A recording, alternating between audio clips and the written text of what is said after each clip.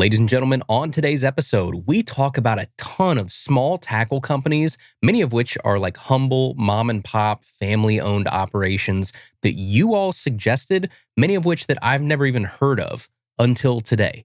So we'll do some digging on their websites and highlight some awesome products that these companies are making and just show some love to the little guys that are making awesome tackle. We also have some Bassmaster Elite Series results from Lake Murray. We've got a product teaser from Newport, and we answer your questions about sub-$200 rods, chatterbait differences, color choice, and more on today's episode of Tackle Talk. Hello, everybody. I'm Bill Dance, and you're listening to Tackle Talk. This is the Tackle Talk Podcast, brought to you by The Rod Locker. Premium gear and expert advice from a staff you can trust. Now, here's your host, Andrew Hayes. Hey everybody, welcome back to the Tackle Talk Podcast. I appreciate you spending your Tuesday with us if you're listening to this on the day it comes out. If not, thanks for spending your whatever it is, Wednesday, Thursday, Friday, whenever you're listening. But I appreciate you tuning in today. We do have a great show for you. Before we get into the show today, I do have to give a big thank you to the people that make this show possible every single week, the Rod Locker. Chad and Brian, the owners of the Rod Locker, the whole staff over there are second to none. It is where I buy my fishing gear from. It's where I peruse more than I probably should with their new gear and their used gear that they're updating all the time. I'm constantly paying attention to their Wildcard Wednesdays that they're doing online on their Facebook page where they discount their used gear even more. They have like a certain number of products every week and then they mark the price down even more. That is worth checking in on. I am a platinum member, which means if I need even just like one bait, it ships to me for free. There's no minimums on shipping. I get boosted rewards. I get a 10% boost on my trade-ins that I do with the Rod Locker. The Platinum membership just pays for itself right off the bat. But I did get word from Brian that right now they are ramping up their trade-in program, especially for reels. So if you have reels that are sitting on your shelf or in your garage or in your bedroom that you're not using, turn those into the Rod Locker for credit that then you can use for gear that you actually want to buy. So normally you would get a 10% boost on that trade-in just for being a platinum member. Right now, if you mention when you fill out the form, Tackle Talk in some way, you say, hey, I'm a Tackle Talk listener, then boom, you get another 10% boost on your reel trade-in. And that stacks on top of the platinum boost. I made sure to check with Brian on that. So if you are a platinum member and you listen to the Tackle Talk podcast, you get a 10% boost for being a platinum member plus an extra 10% boost for listening to Tackle Talk. So you get a great opportunity to turn the reels that you're not using into credit to buy the gear that you actually do want to use. So it's a great way to make sure that you are not leaving money on the table with gear that's just sitting around at home. So go over to their website, click the trade-in button, fill out the form. It's super easy and they will give you a quote for your gear. Then you send it to the Rod Locker and then boom, you get credit to use on their website. It is so simple, so easy. It is a great way versus fussing with all of the, Facebook marketplace and you list it and then it sits there for 4 months and then somebody lowballs you and you still don't end up selling it. Just get it done. Send it to the Rod Locker, get the credit that you want, buy new gear that you actually want to use. So again, that's over at www.rodlocker.com. And as always, you can use our coupon code TackleTalkMay. That's going to save you an extra 5% off your order. That is also sales stackable most of the time. So use that anytime you check out Tackle Talk May over at www.rodlocker.com. Okay, very, very quickly here because we do have a ton to get to today. And I'm sure if you care about this stuff and you are a tournament watcher, you probably watched the Bassmaster Elite Series at Lake Murray. So again, I'm trying to kind of shorten these recaps of the tournaments down because I know that you guys want us to get to what we normally talk about here on Tackle Talk, which is gear and tackle. But I do want to keep you guys updated. So the Bassmaster Elite Series just wrapped up. The 2026 Teddy's team, Bassmaster Elite at Lake Murray. Teddy's team is the sponsor. It's kind of cool. It was Teddy Bruschi. I don't know if any of you are NFL fans, but if you remember Teddy Bruschi, he was an awesome player for the Patriots. I believe he won 3 Super Bowls there. And then famously, he survived a stroke pretty early on in his life to be having a stroke, especially for someone that is that in shape and an athlete. And so now he has Teddy's team, which is working to raise awareness of stroke and heart disease and all of that kind of stuff. So a very cool program that Teddy Bruschi is doing. They were sponsoring the Bassmaster Elite Series at Lake Murray, and it was a fun event to watch because it was close pretty much the entire time. At the very end, you had, somebody, I won't give it away, but I'll give it away here in a second, that was, maybe a couple pounds up, but there were multiple people hanging in this the entire time. This was not like a blowout by any means. So your top 10 in reverse order: 10th place went to Caleb Hudson, 9th place, Drew Benton, 8th went to Andrew Loberg, 7th, Jordan Lee, 6th place, Emil Wagner, 5th place, Trey McKinney, 4th went to Robert G, 3rd place, Brandon Cobb, 2nd place, Sam Hange, and your champion from Lake Murray with 90 pounds and 14 ounces is Paul Marks. So this is Paul Marks' second Bassmaster Elite Series victory. His first victory came last year in 2025 at Lake Hartwell, and Paul Marks has had an awesome start to his Elite Series career. I mean, he was a rookie last year. If you look back through his results, I mean, he is constantly in the money. I mean, if you go back to just the EQ qualifiers last year, from there, his tournament results were 3rd place, 19th place, 37th place, 46th place, 14, 29, 60. So he had a little bit of a hiccup in the last event at the Arkansas River, but comes back surging at Lake Murray with a cool $100,000 paycheck. So congratulations to Paul Marks, your 2026 Bassmaster Elite Series champion at Lake Murray. All right, let's keep moving here. The next thing I want to get to really quickly is a bit of a teaser of something that is likely to come in probably the next, I'd say, couple weeks or month. It has to be close, and it's coming to us from one of the most prevalent brands in kayak motors, Newport Vessels. Now, I won't spend a ton of time on this one as well because I know a lot of you are kayak guys and gals out there, but not everybody. So if you are not a kayak person, and then even more if you're not a motorized kayak person, then this obviously may not affect you. But really quickly, Newport Vessels for years now has been, maybe somewhat unfortunately, I guess in my mind, the leader in stern-mounted kayak motors. I mean, it's the motor that I bought, and I've been through 2 of them in the last 3 years because unfortunately, it's the best option out there right now. I've said that time and time again. Your options out there for specifically stern-mounted kayak motors, we're talking in the back of your kayak. We're not talking about bow mount, because there are some great options out there for bow mount trolling motors, like the Minn Kota Kayak Tarova, for instance. That's an awesome choice. But if you're looking for something to mount to the back of your kayak and then do your like traditional foot steering deal, it's basically Torqeedo, Newport, Bixby, and now Garmin is in the game with that Force Current. Now, I wish that I didn't fish so much shallow, fast, skinny water, because I would be able to use the Tarova all the time, and that would be amazing. But for us river rats, you really do need like a stern mount trolling motor that can kick up when you hit rocks so hard. So the Torqeedo, unfortunately, requires its own specialty battery, which is a bummer. So that's a no for me. The Bixby, I ran a Bixby for a while. It's a very user-friendly motor. It's great, super easy to set up, like the most simple setup you can probably have. And if you're on like calmer lakes or ponds, then it is a cool option. But if you're like us and you're in the river, it just didn't have enough power to do what I need it to do. And then you have the Garmin Force Current, which is an awesome motor, has some great tech on it, but it costs as much as like a used truck. So that's a no for me as well. I don't have anybody sending me free Garmin Force Current trolling motors. I bought my Newport just like everybody else does. So that leaves Newport. And aside from the various issues that I have with my Newport motor, like bad customer service, error codes being thrown all over the place, just very practical design flaws that I wish they would have fixed. But one of my biggest complaints over the past 3 or 4 years is that they do not make a rock guard for it. And not only do they not make one, nobody makes one. So then your already issue-prone motor is left hung out to dry when I do inevitably hit 20 rocks hard every single trip that I take in that fast, shallow water that we're fishing. So I got lucky a couple years ago and I bought one of the last innovative Sportsman rock guards that they ever made for the Torqeedo ultralights. And then I took that and retrofitted it so that it would fit my Newport. It was kind of a pain in the tail. It was not a fun process, but I got it on there and everything was good. After some filing and some bending and probably a couple curse words, we are good to go with the rock guard on our Newport. And I'm still running that rock guard to this day, and it's great. It is full metal. It protects everything I needed to protect. It is awesome. I would not trade that metal rock guard that I have on that Newport for the world.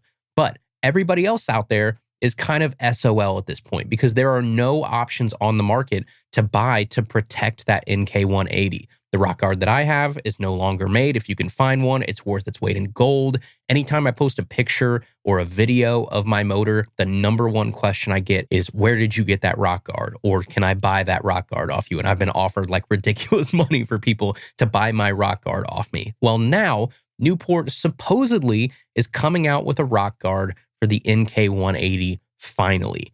And you can tell that this is coming because in recent videos that they posted about their new control foil attachment that they made for the 180, which is basically just like an attachable kind of rudder piece that you can put on the shaft of your motor so you get a little bit better tracking, a little bit better steering. You can see in those teaser videos for the control foil that there is clearly a rock guard on the NK180 that they're showing off in those videos. It's very fast. It's quick. You almost have to like screenshot it or you have to pause it to get a good look at it. But there clearly is a rock guard on those 180s. And I know that they would not have put those in the videos if that wasn't actually coming. And then I've heard from a couple people that I trust that that is definitely coming at some point.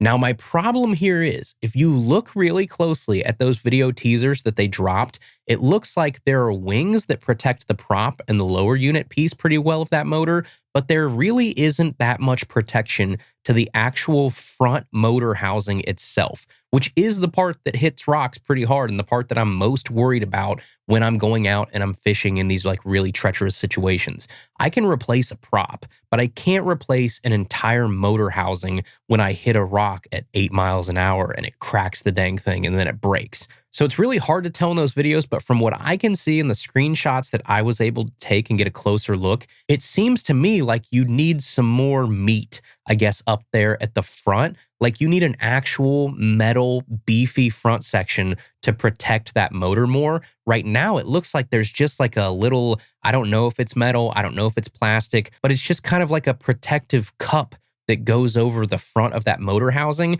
And if that's touching and that's plastic or hard kydex or even metal at that point, if it's touching right there, when you hit that rock that hard, that energy is going to transfer right to that motor housing. So it's almost like, if you can remember back to, I don't know if this would have been like middle school or high school or whatever, but there's that old like experiment where you have like the 7 balls that are attached to each other and you swing one and, it hits the middle 5 and then the other one shoots out on the other side. And you can watch that energy transfer because all those balls are touching. That's got to have a name. Hold on, I'll look it up here really fast. Newton's cradle. That's what it's called. Newton's cradle. Go look that up. Newton's cradle is exactly what I'm talking about. And that is the phenomenon that I'm worried about with this rock guard. If you have that front piece touching that motor housing and it's not that thick, that rock hits that rock guard and all of that energy transfers right through to the motor. So my rock guard that I have, the one that Innovative Sportsman made, there's a giant gap in between the metal that would hit the rock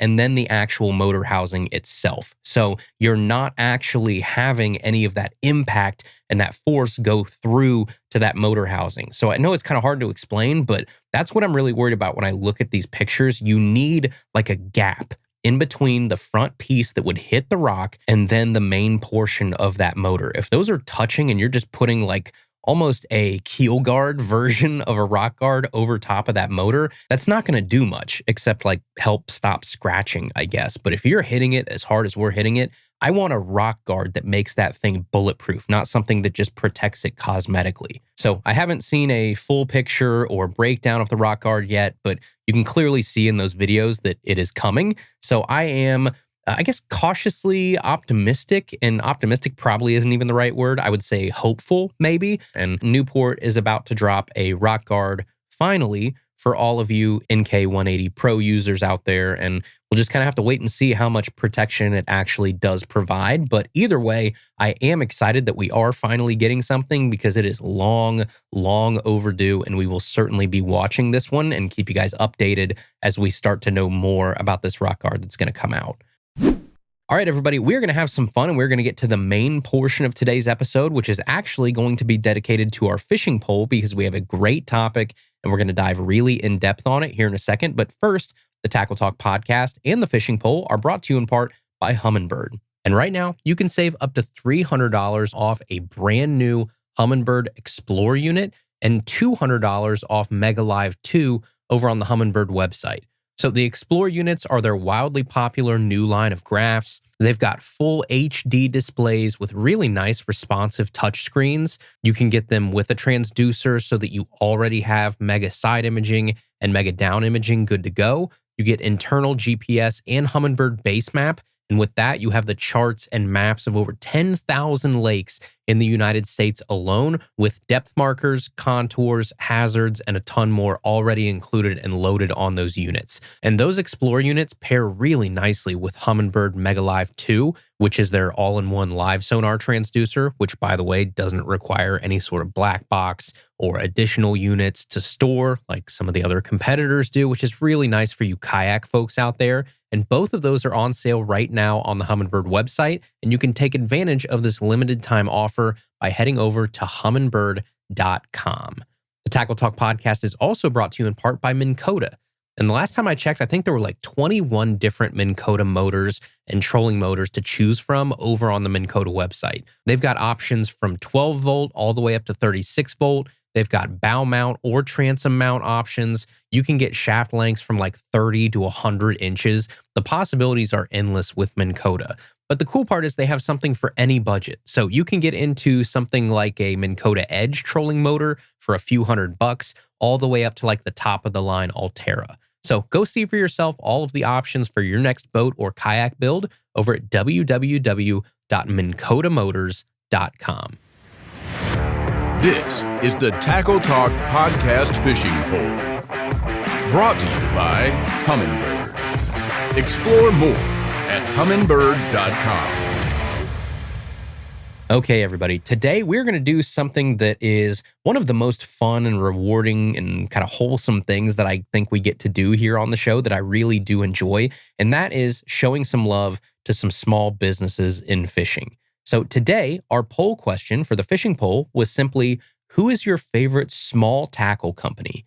And the emphasis here is on small, because over the years, some of the most fun tackle that I've ever used have come from like the smallest, best, nicest mom and pop operations all over the country that I either stumbled on, I got referred to by a friend, maybe I discovered through like a Dark Horse tackle box or something like that, but some great companies that we've got the chance to kind of stumble on over the years. Now, some of these companies that I'm about to say have gotten pretty darn big since I was introduced to them, but when I started throwing a lot of baits from these companies, they were small operations. So, I would consider like Big Joshy swim baits in that category from back in the day, Battle Baits, Beast Coast Fishing, Great Lakes Finesse, Jig Masters back in the day before they sold. So many of those companies, when I started throwing their baits, they were probably considered small businesses, kind of like a lot of the companies that we're about to talk about today. So I wanted to hear from you all. Who is your favorite small bait maker? And I was hoping that a lot of these would be companies I'd never heard of before so that we could have some fun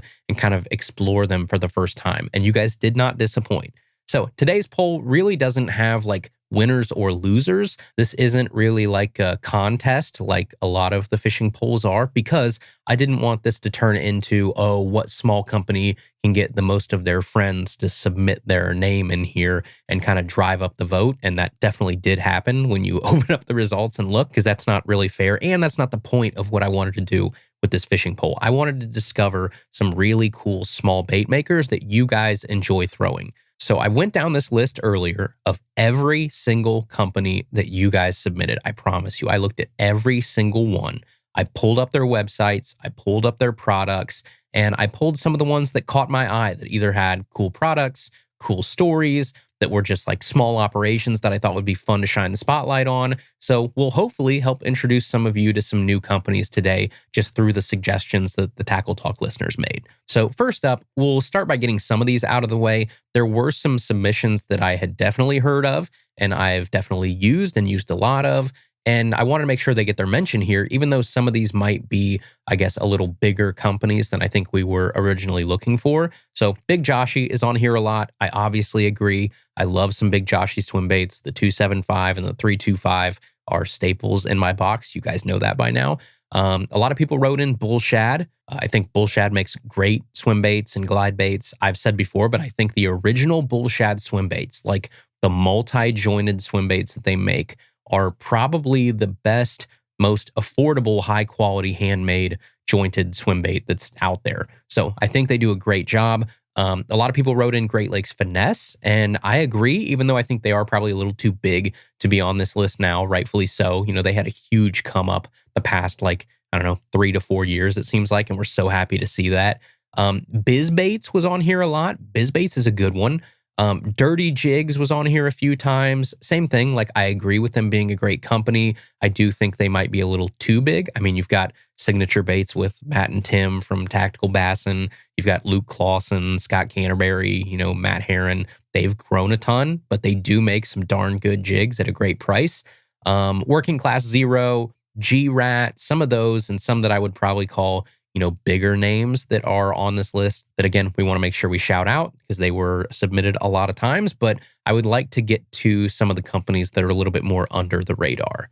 So the first company here that I'll start with is one that I've definitely heard of because I am good friends with the guy that owns it. And his name popped up a lot in these submissions. And it's a company called Wham Baits, Wambaits. And they are a Canadian company, so they are north of the border up there.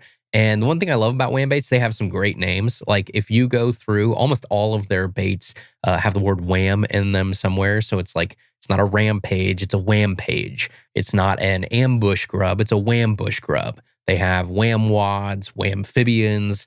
They have the wambunctious, the wham sticks. So he's got some great colors, great shapes. And I do know that he is very serious about his craft. The cash-in craws, those are a great little finesse jig trailer. Wham pages are a little bit more of like a structure flipping bug type bait. The wambunctious are a lot more like menace style kickers, I would say. All very proudly Canadian, which I will not hold against them. I do hope that they are still enjoying their silver medals up there from Italy. But solid looking baits, great soft plastics from a guy that I can vouch for is a great dude, Wes, over at Wham Baits Canada. All right, next up here, let's get to a company that I had not heard of, and it was submitted at least once, if not twice, and it's called Go2 Bait Company. So Go, the number 2, Bait Company. And looking around their website, they look like they are primarily soft plastics. They look good. He's got a, cool little single and double tail grub. He's got stick baits, Neds, craws. But I tell you, the cool thing that stuck out to me is that I love that this company does a Wonder Bread color in soft plastics. Normally, I feel like Wonder Bread is a very kind of upper Midwestern thing. It's a color you see a lot of times on like really tiny tungsten jigs for ice fishing, just an all white jig head with little dots of red, yellow, and blue, just like the packaging for Wonder Bread at the store. But this company actually does soft plastics in a Wonder Bread pattern. So they have their single and their double tail grubs that are in a kind of like pure milky white plastic. And then they've got blue, red, and yellow flake in them. And I love it. Like it looks like something that is just so Midwest. Like there's no way that this company is not located in the Midwest. I have to look on the website here. I probably should have done that before, but it looks like, let's see, Go2 Bait Company is Fort Wayne, Indiana. So yeah, Midwest. I knew I'd called it. You have to have Wonder Bread in your lineup. That is awesome. Pretty unique. I dig that. That is Go2 Bait Company. If we keep rolling here, we have another one called 4D Baits.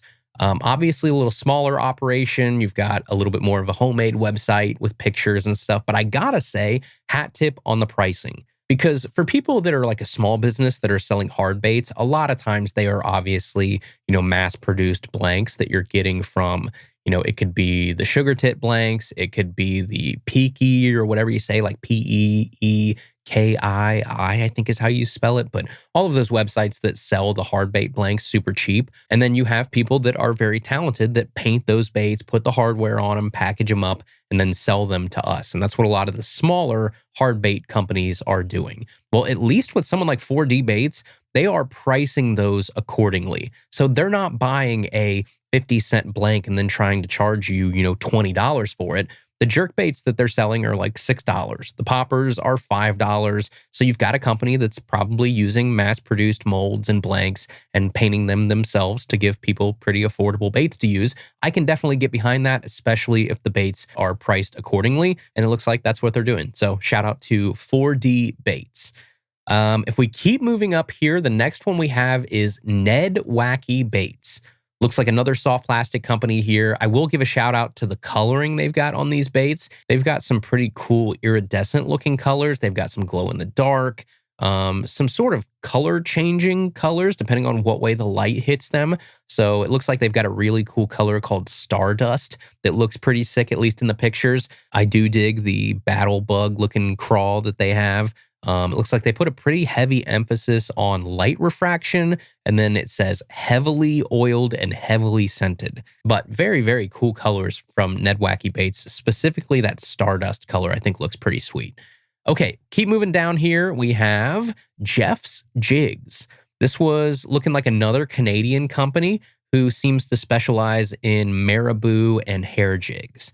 Now, listen, I am a sucker for someone that does one thing and does it really, really well. Somebody that stays in their lane, that says, hey, this is what I do, and I want to do this just as good, if not better, than anybody else. And that's what it looks like they're doing over at Jeff's Jigs for marabou jigs, bucktail jigs, feathered dress trebles, all that kind of stuff. I wish I could see better what hooks that they're using. It looks like it might be mustad. I don't see it listed anywhere, but good looking hand-tied hair jigs from Jeff's Jigs.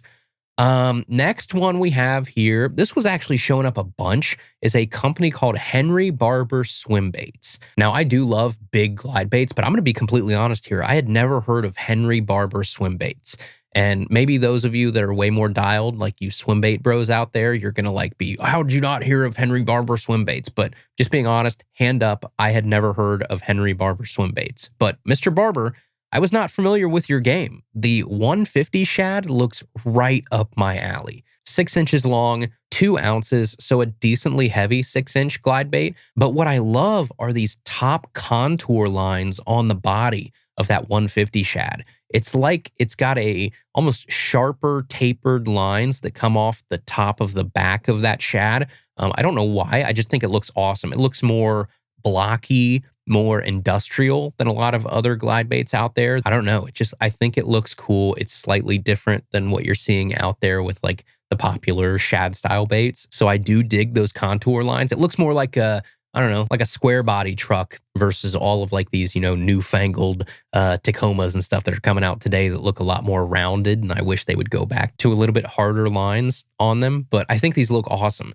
They also retail for $125 to $130. He has 2 other baits too. It looks like he has a 7-inch, what he calls a vision shad, and then an 8-inch 350 shad. I tried to look up pictures of the guy that owns this. The guy looks fairly young, so I don't know how old he is. Maybe he just looks young, but it seems like this is probably a pretty young guy making these baits. Again, 3 baits, staying in his lane, doing it right. He's got testimonials and swim videos. Everything is over there on the website.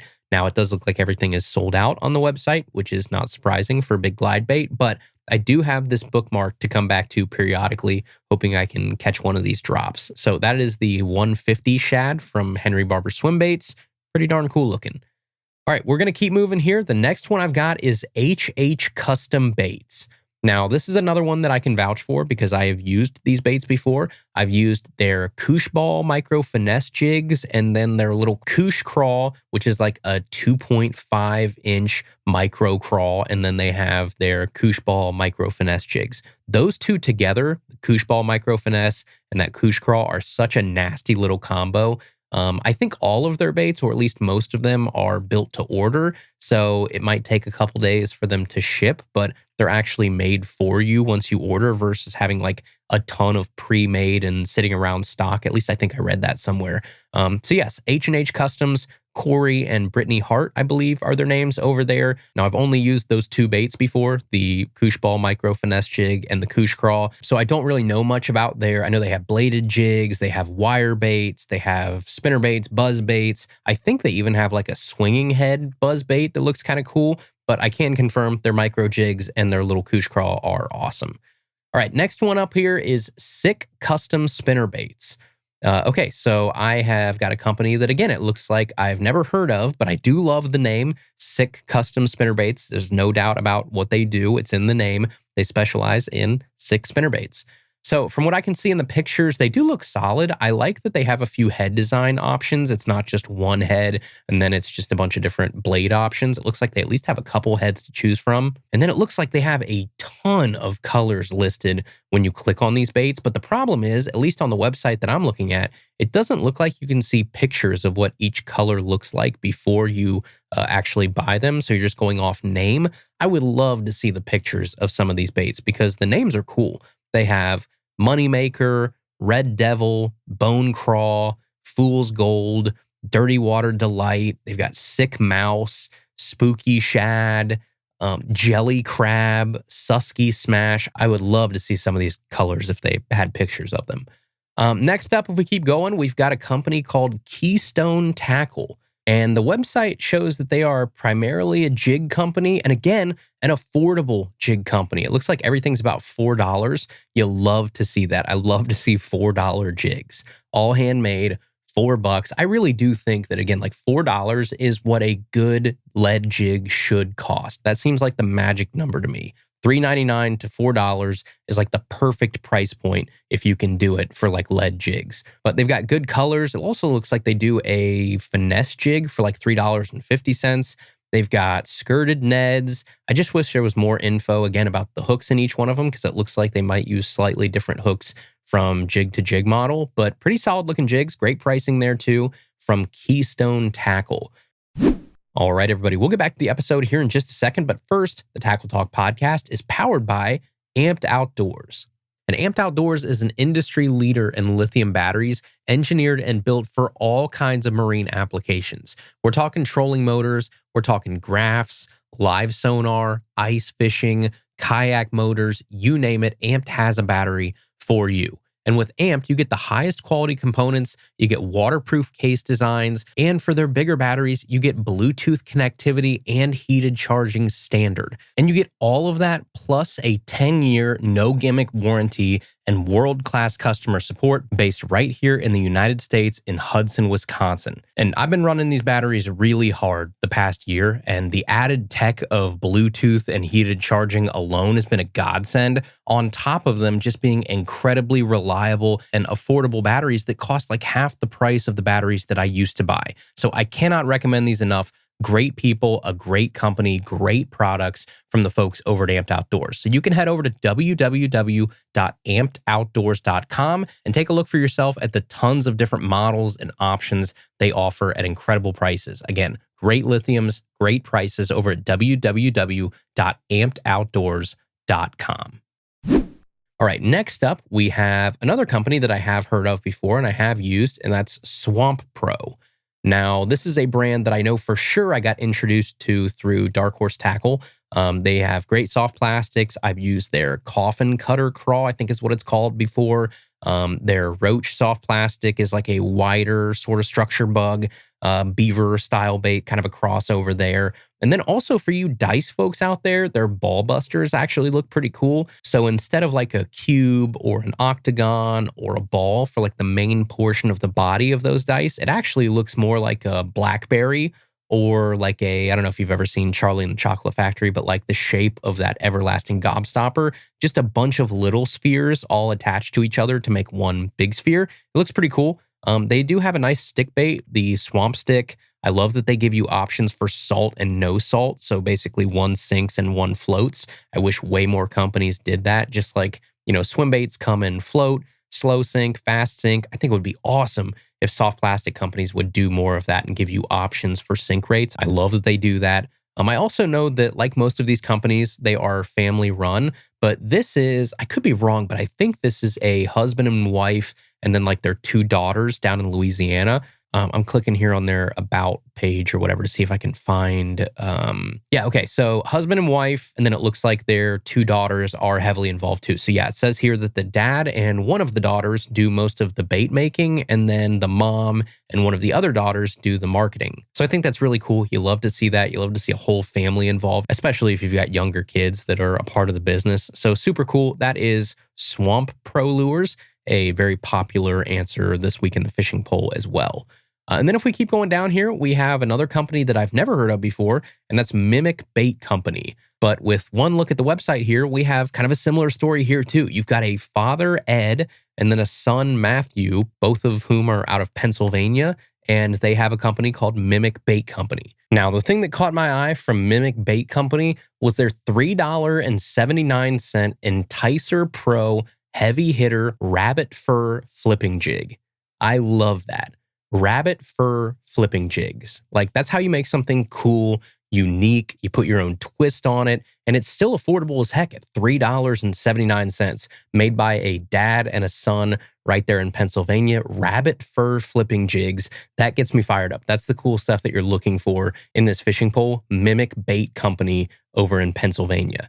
All right, we keep moving here. The next thing I've got is Moondog Baits. Now, I've never heard of them either, but this is why I love this episode and why it's so fun, because when I look them up, they seem to specialize in BFS style soft plastics and very small, very downsized gear. A pretty cool lane for you to be in, right? And have an identity. A lot of really small 1.5 to 2.5 inch baits, a lot of bug shapes. Their little like 275 floating dragonfly soft plastic looks cool. I think that would be really fun to fish like weightless or on a floating jig head, and you can almost fish it like a topwater in tiny creeks. So that is Moondog Baits. And then we have Secret Lures was up next. I am familiar with Secret Lures. I'm sure a lot of people might be.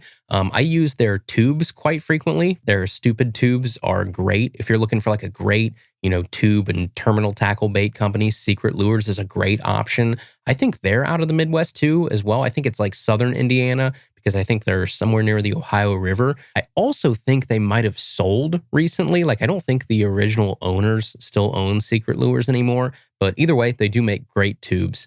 Next up, we have Magnum Baits. Now, I am hip to Magnum Baits as well because I use their reg sticks every once in a while. So those are their 4, 5, and 6 inch stick baits. They have their 4-inch punch beef, which is like a good streamlined, flipping and punching bait. I think Magnum Baits is out of Texas somewhere because you see them with some pretty big options as well. Like, I know they have a 11.5-inch Wormser that they sell. It's like almost a foot long. So they do have some pretty big baits as well, obviously being down in Texas. But I have caught quite a few fish on their stick baits, the reg sticks. All right, we're going to keep moving here. We have another bait company that I have heard of a few times at least, and that is Bass Reaper Bait Company. Was submitted through the fishing poll a couple times this week. So I do love the theme of Bass Reaper Bait Company because almost all of their baits have that kind of, haunted or death or Halloween type theme to them. Their drop shots are called dead shots. Their crawl is the coffin crawl. They have a skeleton looking finesse worm that they call the bonehead. Their frog is the croaker. I know they do have another worm that has a hooked tail, and it's called the scythe, and it quite literally looks like the scythe that the Grim Reaper would be holding and what's in their like logo and everything. They also have a swim bait called the Swim Reaper, so their names are on point, their design is on point, they're very on brand. I think the scythe worm and the bonehead worm are the 2 coolest looking things that they carry. Very unique, again, very on brand, and they stand out from the crowd a little bit, and that is Bass Reaper Bait Company. Keeping on moving here. Next one that we have through the submissions was Limestone Lures. And again, I had never heard of them up to this point, but when I looked up Limestone Lures, I was impressed to see that some of their baits, like their Senko that they call the dipsticks, come in patterns that look like that they're core shot. So you have like the inner core of the bait will be some solid color, and then the surrounding like exterior of the bait is more of like a translucent color. So their color called Eldora Noir is a very, very cool looking color. It's like a black center, and then you have this kind of clear, translucent, shad colored exterior with some gold flake. Very, very cool looking color. I like it. Very impressive core shot baits from a company that I was not expecting in Limestone Lures. All right, next up here, we have another one that's submitted a few times, and it's called Tactical Fishing Company. So when I perused the website for Tactical Fishing Company, the bait that caught my eye was their MRE, which they say stands for Minnow Ready to Eat, which is a little play on words, obviously, from Meal Ready to Eat, like the, MREs that they serve in the military. The company is called Tactical Fishing Company. It looks like they're veteran owned, so all of that very much makes sense. But it's like a little split vertical fork-tail minnow. I'm guessing it's meant to be fish, just like a little swim bait. It looks like they're 3.8 inches, so that means you could throw that on the back of a chatterbait.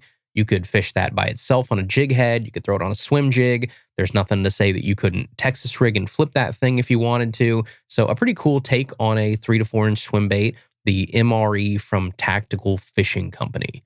Next up, one of the ones that I picked out here was Jewel Bait Company. Now, I don't know a ton about Jewel, except I've actually used their Ned Rig heads before, and I really do like them. They're great Ned Rig heads. I also want to call out, and I love the fact that when you go to their website, you can order that terminal tackle in bulk, and they're just priced like individually. So you can buy a bulk pack of those Ned Rig heads, and you say, all right, I want, like 50 of them. Well, you don't have to buy, 10 packs of 5. You literally just put in the number 50, and then it multiplies it out. And I think they're like $1.19 each or something. So 50 of those Ned Rig heads is $59 and some change, and they ship it to you. So I love companies that do that. There was a company called Cyber Outdoors that I used to order a lot of jig stuff through that used to do that as well, that I really do like. Just, hey, here's the price per, order as many or a few of them as you want. I'm not making you buy a pack of 10 or a pack of 5 or a pack of 20 or whatever. It's just, nope, here's the price. I can do 37 of them. I can do 3,700 of them. You just tell me how many you need and we'll ship them to you. I like that. Next one that got submitted a ton and is a really good call is mule fishing. And I've used some mule fishing gear before. They were like one of probably the first really, really small soft plastic company that I used. Like we're talking, 1 inch, 2 inch soft plastics when you're talking about real small stuff for, micro fishing or crappie or something. I used these like years and years and years ago. They have their Donkey Tail and then the Donkey Tail Junior that are awesome little micro swim baits. The Donkey Tail comes in like a 2.8 inch, so it's not really that small, but the Junior is 1.6 inches. A 1.6 inch soft plastic swim bait is pretty small. That's nuts. So we're talking crappie, we're talking like little creek fishing and stream fishing. You can use these for trout, bluegill, like you name it. There is something really cool about catching panfish on a 1.5 inch little swim bait. So those come from mule fishing. Very, very cool, kind of small in size, like the actual baits themselves, small soft plastic company. All right, next up here on the list that I pulled out is a company that has a pretty cool lineup, and it's from Creek Life Lures.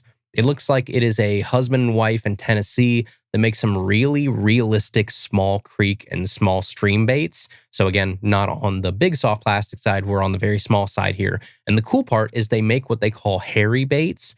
So the website is super impressive. If I click on the 1.5 inch stonefly larva that looks like it's nicknamed the Molken, I think is how you pronounce that. I'm sorry if I butchered that, but that looks like the nickname of this 1.5 inch stonefly larva. When you click on that page, not only do I get a long description of the bait, I also get a biology lesson about what it is and why it works, what stoneflies mean to creek fish and to the food chain. I get some lore about, the Appalachian legend that is the Molken. I get the Appalachian backstory behind the bait. I get hook pairing recommendations, jig head options, weedless options, reviews. It's just a very impressive website and so much effort and so much information on each of these baits. Specifically, the bait that I'm on right now on the website is the Molken. But then like the bait itself, if I'm looking at this bait, it looks like a stonefly for sure, but it's got what looks like hundreds and hundreds of little fine fibrous hairs sticking out of it. So it's not like, a hairy bait like you think of when you think of like a fuzzy dice or something where it has silicone sticking out. this bait looks like you put, a little dab of glue on it and then rolled it around under your couch or something. Very, very cool texture to it. A little bit more natural and less like, wacky silicone sticking out of it. A little bit more like a realistic hairy bug or hairy bait. Now, I wish I was a bigger trout guy because I feel like these would be right up my alley. They have some super cool, realistic caddisfly larvas and realistic looking wax worms and everything, but looks like that's probably pretty trout focused, but still very, very cool baits. Shout out to Creek Life Lure Company. And then as we keep going down here, we have a company that I pulled called Jade's Jigs, Jade, Jade's Jigs. And it looks like this is a husband and wife run company out of Missouri, and pretty fitting considering last week's episode about tungsten pricing and about the lack of options between tungsten and lead. Jade's Jigs looks like they actually specialize in lead-free jigs, but they're not tungsten either. So for those of you that live in states with lead restrictions, or if you're just trying to be more environmentally conscious, here you go. It looks like they use a combination of like bismuth and tin alloy in these, which they say is 20% lighter than lead, but they've got some great Midwest style options. The Finesse EWG Ned rig heads. They've got skirted finesse jigs with no weed guard on them for a little bit more kind of open water, traditional Ned rig fishing. They've got what look like some low profile Neds. It looks like they lean really heavily into the Ned style head, which I think is cool. Even on their skirted jigs, it looks like they lean pretty hard on that more traditional, I don't want to call it a mushroom head, but kind of like that sort of a mushroom Ned style bones that they build a lot of these jigs off of. Very cool lead alternative out there from Missouri with Jade's Jigs. All right, and then the last one that popped up here a lot that I wanted to make sure I hit really fast was J-Bros Lures. I've thrown J-Bros stuff before. I've seen them at expos before. The one thing I love about J-Bros is that when you see one of their baits, a lot of times you can tell that it's a J-Bros lure pretty fast. They have a pretty distinct style, and a lot of their baits have what I guess I'll just call kind of jester balls on them. So they do have a creature bait called the jester. They have the skinny stick, the sentinel tubes, the glider, the haymaker worm. All of those feature some sort of like tiny round jester ball or multiple jester balls on them if they have multiple appendages. So I do think that they are also a kind of great family-owned business. I think husband, wife, 3 sons, I believe, are all involved in that one, but I see them around a ton. And yeah, I am, again, a sucker for like a company that has an identity and has something that makes them stick out from the crowd. And I do love when you see a bait and right off the bat, you know, oh, I know where that's from because of this characteristic that is special to this company. In J-Bros Lures, it's those tiny little kind of like spheres or balls that are on the appendages a lot of times. So there you go. And then there were a ton more. I mean, we could do like a 3-hour episode naming all of the small businesses that were mentioned in this week's fishing poll, but I at least wanted to take some time and highlight a good number of these, and I wanted to give them a look and then maybe introduce some of you to some cool, a lot of times small family-run bait companies that you can support and you can buy some cool tackle from. So I'll tell you what I'll do. To make this easy, I haven't done this yet, but I will do this before the episode comes out. I'm going to link every single company that we mentioned in the show today in the show notes. That way it's easy for you to go peruse and find the exact company that we're talking about. So I'll do that. I'll go back and I'll find each of their websites and I will put them in the show notes in the order that we talked about them. So it makes it easy for you guys to go check them out. So URL links for each business will be in the show description. Thank you all for participating in this week's fishing poll and shouting out some really awesome small tackle makers. All right, and finally here, let's jump into the mailbag powered by Amped Outdoors. This is the Tackle Talk Podcast Mailbag, powered by Amped Outdoors, your source for premium, affordable lithium batteries. All right, our first question here is from Gabe, who says, "Hey Andrew, I've been listening for about 3 weeks now and I'm totally hooked. My mailbag question is, why don't you have a YouTube channel of just your trips and your catches? I love the show and look forward to every Tuesday to get me through long days at work. Much love, Gabe." Gabe, I have a really simple answer for why I don't have a YouTube channel and why I don't film my trips out fishing. Twofold, I guess. One is because I want to actually enjoy going out and fishing. I don't want fishing to be like a job or like a chore or something that takes away from the whole reason that I'm out there, which is to decompress, to shut my phone off, to shut my email off, to really just enjoy the act of fishing. I love fishing so much. That's why I do this show. It's why this is such like a passion project of mine, because I have seen what fishing did for my life and for a lot of people's lives firsthand. And I know that I do not want to muddy that up. When I, put the kayak in the water and I push off from shore, that is like my time. I don't want anything else interrupting me or souring that experience for me. And if I had to worry about GoPros, camera angles, storylines, getting the right, shot of that fish, audio, memory cards, batteries, like all that kind of stuff, it would really take away from what I love about fishing. I know that there are some people that I have buddies that do YouTube and they're like, no, it doesn't take away from it at all. I just turn on the camera and that's it. It's like, well, you probably do. And to some extent, you're probably just used to it by now, but you are having to, worry about, oh, is the camera on? Did I get that? Show this to the camera. You do try to create a story. You have like an intro and an outro, and you have to do a little bit more talking while you're fishing because, you're talking to the camera. It's like, you do have to think about that stuff. I don't want to think about that. My whole goal when I go out fishing is to catch fish. And I don't want to worry about anything else. And then I don't want to have to come back and edit that video and get it out and worry about all that kind of stuff, because then you start to tie going out fishing with this hour, 2 hour, 3 hour editing process you're going to have to do afterwards. And then you start to probably not look forward to fishing because you know that once you get back, you have work to do. I don't want to worry about that. So no, I don't have a YouTube channel. I also just don't want to burn my spots. We fish very small water. I fish in a very, very crowded area in terms of the little amount of water we have to fish and the number of people that like to fish. And that number is just growing and growing and growing. So I don't want to burn my spots. I don't want people to know where I'm at. I go as far as to park my truck in places that you cannot see, and then I will walk quite a ways to get down to the water just because I don't want people to know where I'm at. I don't want people to see my truck and to know, oh, the picture that I posted, oh, that's where I caught it, and now there's 17 people there the next day. I don't want to deal with any of that. So it's not so much about I don't care if the internet sees the fish that I caught. I don't care about bragging about all that kind of stuff or, making sure that that's documented so everybody knows that, hey, I'm on fish and I'm catching fish, and that builds credibility or something. That's just not my game. I love going fishing, and I don't want YouTube or anything like that to get in the way of it. So that's a really simple answer to why I don't have a YouTube channel and why I don't think I probably ever will in terms of filming my outings fishing. All right, our next question here is from Dave, who says, okay, Andrew, you have $200 today to buy the most sensitive spinning rod you can get for that price. What are you buying? Thanks, Dave. Oh, man. If you would have asked this question a couple years ago, I feel like it would have been a lot easier because there were way more options under $200. Now, so many price increases have happened that a lot of my big choices probably are not in that price range anymore.